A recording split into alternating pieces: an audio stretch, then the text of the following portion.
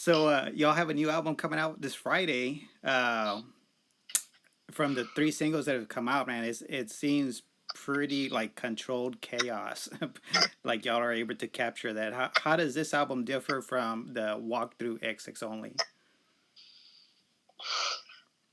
Walk the Exits Only is a fantastic album. Uh, with a great guitar player, Marcy Marnazeri came in and he definitely there was a different theme to that album uh, overall, and I think it really Marcy being the player that he is, it really had a different feel to it. Yeah. Well, this new album is 100 times more straightforward and extreme, and really for I think all of us, and I speak for all of us when I say this is really this is more comfortable being where we're at now. I mean, even though it might be faster and crazier or whatever, it's just this is sort of where we feel like we need to be. So this album is definitely a step up, I think, and is a whirlwind of fuck you. Yeah. But like I said, those three singles that have been released, it's you kind of left a little bit dizzy afterwards, man, listening to these things. Yeah, it's like you're fighting Mike Tyson, but Oh, he's singing you at the same time. yeah. So when you recorded the drum parts, is there anything in particular that you wanted to achieve on the record? Uh, for me, it's really the first album, Walk the Exits Only, was it was more Philip had these skeletons of these songs, so I had something to work with, kind of more so. This one, it was Philip would have very minimal uh, ideas of what he really wanted, unless it was absolutely specific, and it would basically just like me go off, and if he didn't like it, fucking do something different. Yeah. But I knew Philip got me to Philip asked me to join this project for one reason, and that's because I can play the material that he wants. I can be the extreme drummer that he needs, and that's what I wanted to bring to the table. That's where my background is. It's in fucking Texas death metal, so I definitely relish the opportunity to be able to come in and do something that I think is my forte. And after doing Superjoint for so long, that's become a very natural to me, and this is what I want to play like all the time. Yeah. You know what I mean? Like this is my jam. This is what I'm gonna. If I was gonna buy a CD to the Illegals, is the CD I would buy. Yeah. Now, just from the sounds of it, the drum sounds like a very live, open recording. It's not like that compressed stuff that a bunch of other bands are doing. Yeah, Philip definitely likes a lot of the natural tones, and as far as like I'm the younger generation, so for me, like I was like, dude, I want triggered kicks, man. I want to hear it. And then after working with it for so long and hearing what it sounds like, and it's like all that power. That's me. That's all me. Yeah. There's very minimal anything on all of it, and that's what makes it for the record to have that kind of power. And it was recorded several years ago, and to still have that kind of staying power says a lot about the music itself. Uh, because for it to be that old, and I still feel like it's the shit. And in the past several years, nobody, and I mean nobody, has come up with a record that really is that has really, that in my mind, has topped this album that no one has heard of. Yeah. You know what I'm saying? So for it to be sitting there on the shelf, being ready, just waiting in the shallows to attack and drag everyone under with it, that's this record is going to stand the test of time, and hopefully make people rethink the way they do stuff, and that you don't have to be like everybody else. I mean, yeah, it's great to be in a fucking pristine thrash band and you know what I mean? Like, this shit's awesome. I get it. I know it's awesome. Yeah. But when you're taken out of your comfort zone and you have to, and you make that sound good, you make that powerful, you make that have an energy, you make that get your message across, that's something special. Yes, it's totally different when you're able to perform this live without having to depend on any kind of electronic sound, changing it. bands. I've seen bands that are like, man, that record is sick, and then you go see them live, and you're like, man, that band is shit. Right. And the older I get, the more open minded I get, and I definitely, because of Philip and the company he keeps, I definitely have met a lot of very important, influential people. I've met a lot of people in bands and a lot of different bands. Some bands, at festivals, you play with a whole list of bands that might not even be your genre. You meet cool people, and sometimes you meet dickheads. And that's the same goes for the music. Sometimes you see bands that you're, wow, this is very, very fresh, very new, very weird, and I like it. And sometimes you see shit, and you're just like, man, it's been done before. I don't like it. That's not my thing. Right. But everything's on an individual basis, and everything is just based on experience for me. You can be cool, your band might not be, or your band might be cool and you might not be. Right. So it's where on there do you fit in? But for the most part, my experience is meeting with all kinds of random people. It's always been awesome, and for the most part, pretty positive. So that's always been, like they say, don't meet your heroes. Well, if you're gonna meet them, be cool. Right. Yeah. Don't be like fangirling and Well, throwing yourself all over them. hard to do that, but it's another thing. You know what I mean? Like, you gotta, what I mean? Rock stars are people too, man. Right. Rock stars are people too. Yeah. So Or I've never had negative experience with anybody big, because I usually met them with Philip, and nobody is gonna be mean to me if I'm with Philip. right.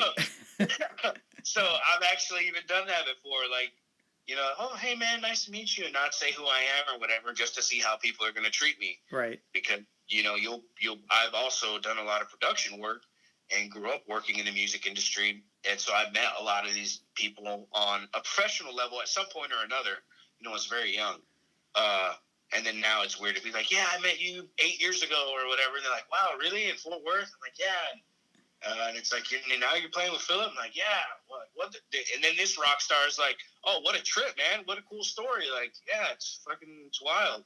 But, I've only met a couple standoffish people, but for the most part, everybody's always been real cool. And that's important to me, because as far as like when people talk about a metal community, for the most part, everybody's pretty supportive of each other, because, that's really the only way to be.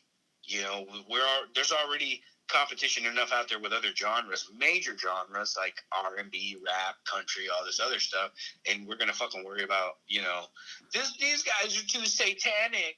Yeah. Like, it's just, we got fucking bigger problems or something. Right. And that's what I've noticed too with music in general. Like the metal community is more easygoing. You can walk up and talk to the band members and stuff, as opposed to other genres, like you mentioned, is like, oh, you can't talk to me, you need to go through so and so or whatever.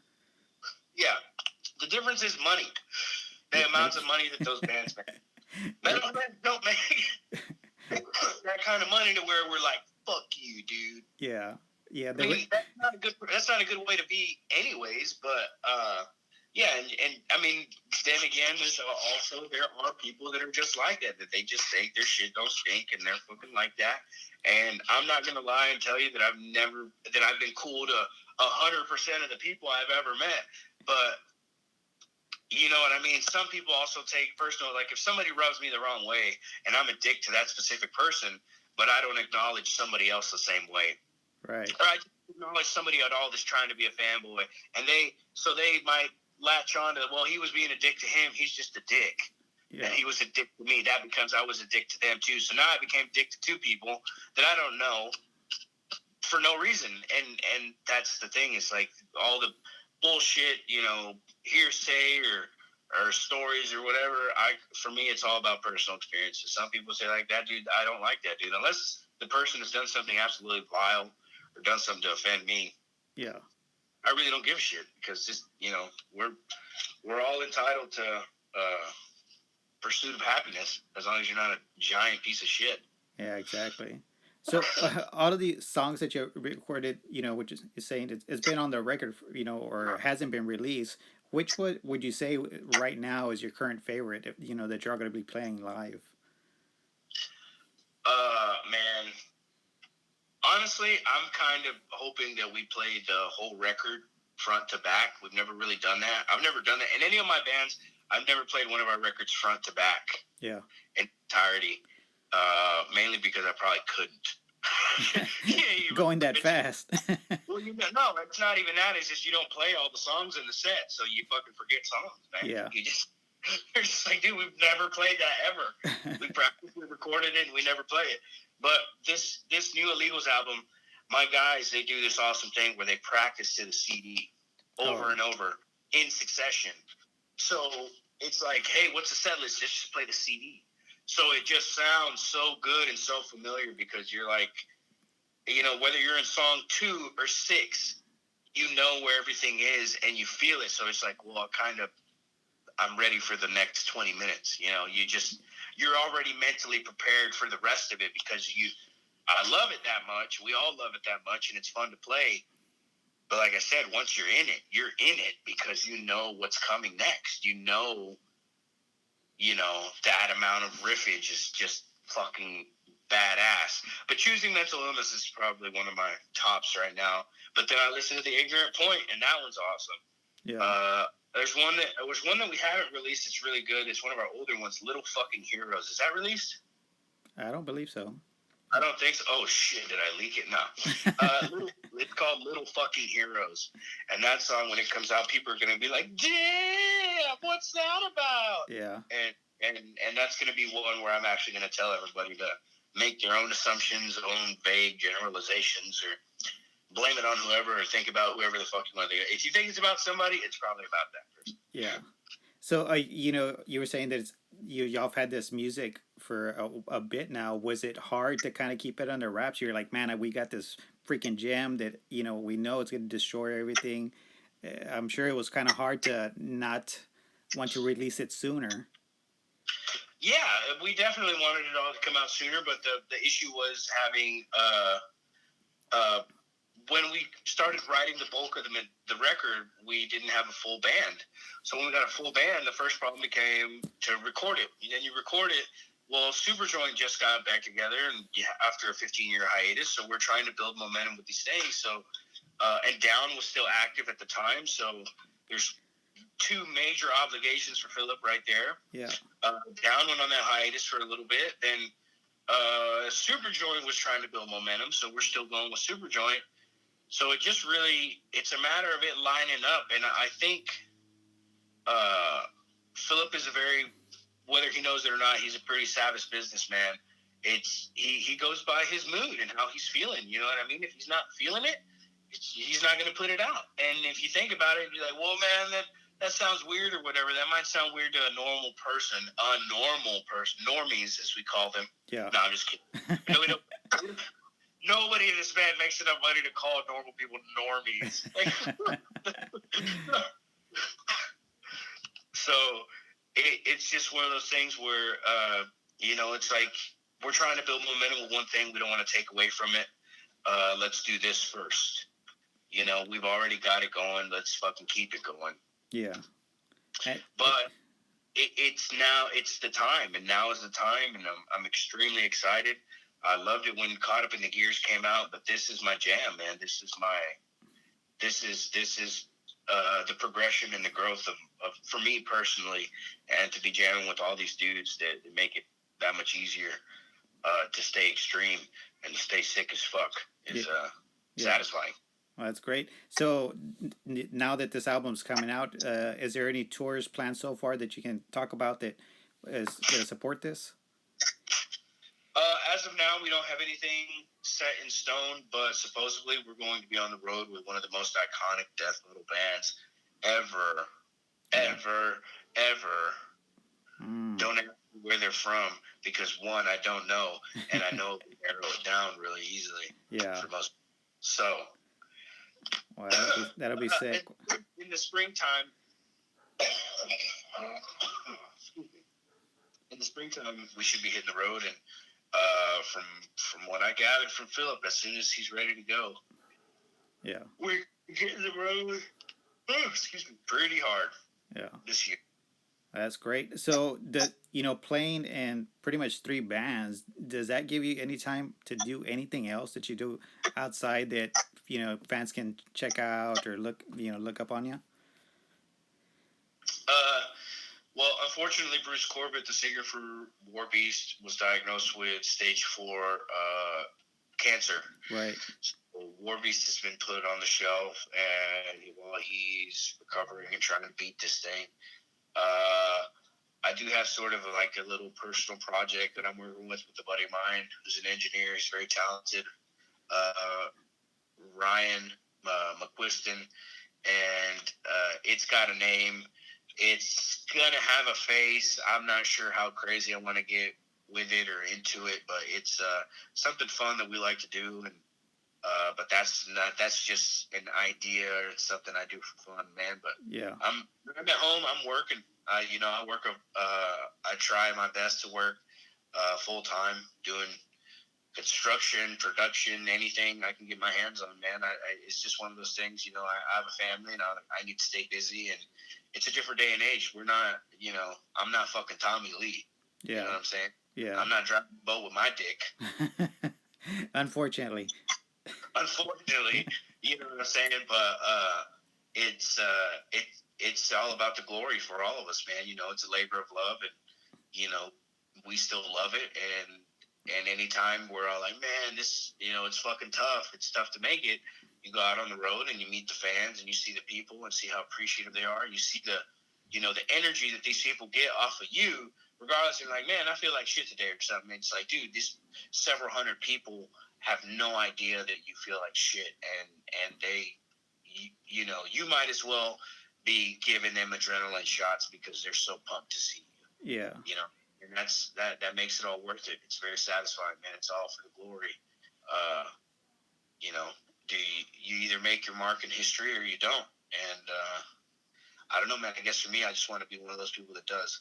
Yeah, leave your mark, a lasting impression, as opposed to just one hit wonders, or somebody just comes and goes. But something like you mentioned, your thoughts that this album's going to stand the test of time. Yeah, absolutely. I think this album is definitely going to stand the test, and hopefully make a lot of musicians and a lot of people rethink how they perceive music should sound. You know, uh, it's all psychological warfare, man. How do you want? What side are you going to choose? Do you want to be? Are you going to listen to what everybody else listens to, or are you going to formulate your own opinions and listen to what you want to listen to? Right. I don't know. I don't care what other people listen to, because if you ask me what I listen to, it'll probably make you laugh. I mean, I listen to the absolute worst. I mean, it's not the worst stuff, but I listen to classic rock, man. Yeah. When I'm not on tour jamming and listening to the bands that I'm touring with, I'm at work and classic rock, driving to and from work, dude. I just, like Journey, the Beatles, the Eagles, just all the classic, dude. Everybody, Allman Brothers band, just every classic rock, classic radio stuff. That's just because it's just on the radio. It's just something to listen to. Right. But I do that because I don't ever. If somebody ever says, "Hey, man, you stole my riff," I'd be like, "Cool. When did you fucking play for Journey?" Exactly. It's like, well, no, that lick that you do, and it's like, well, cool. Guess where I get my inspiration from, Dick? Yeah. Not you. but I mean, I love the greats. Cannibal Corpse, Slayer, Sepultura, Pantera. I'm from Fort Worth, Texas, man. Yeah. Funky town.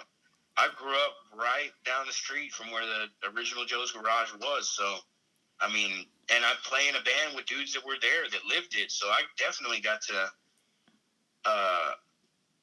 be a part of that tradition in some way. And that's all I want to do, man. I used to have dreams about, after I watched the Pantera Vulgar videos and whatever, the home videos, I used to have dreams about doing that shit. Yeah. Yeah, and I'm sure you can, agree that being from Texas is like, Pantera is one of the most iconic bands there's been for metal. Oh yeah, if you say you're a metalhead from Texas and you don't know who if you say you're a metalhead in general and don't know who Pantera is, you're a fucking poser. Oh yeah. And if you say you don't know them because you don't like him or because you're elitist or whatever and you like death metal or some shit, you're still a fucking poser, because to not have any knowledge of one of the most influential bands ever is just ignorant. Yeah, Like, I'm exactly. not gonna sit here and spout off a bunch of black metal shit that I don't know about. But if you tried to tell me immortal doesn't mean anything to black metal, or morbid angel doesn't mean anything to death metal or suffocation or cannibal corpse, I'd be like, no, because growing up, those were the big ones. That's right. Like, how do you not know about that? I mean, you don't have to like it, but to not acknowledge it and the impact that it had and what it does, go fuck yourself. Yeah. I mean, if it wasn't for them, we wouldn't have what we have now. Absolutely, absolutely. If it wasn't for them, Philip wouldn't be who he is. Right. I mean, he always wanted Pantera to be an extreme band. Yeah. I mean, because the guys were fully well capable, they had something good going on, and that's what they did. Yeah. But could you imagine Dime fucking just playing consistent fucking thrash or death metal, dude? It would have been crazy, man. God. Yeah. That would have been awesome. It sure would have. Well, he's the only one I never got to meet in the band. Oh yeah, I met him one time years ago. They did like a meet and greet like at a record store that's pretty much closed down here in town where I live at. Uh, Super nice guy, treated everybody like he was family, like y'all been friends forever. Nobody quite like him. Oh no, never. One of my best friends, his brother was in college, and he was very how should I put this, very college Caucasian kid, very preppy, polo shirt, whatever. He went in this shitty bar one night, and I guess they happened to be in town, and he's like, he knew who they were. He was a fan, but he just very unassuming college kid. He's like, holy shit, you're Dimebag.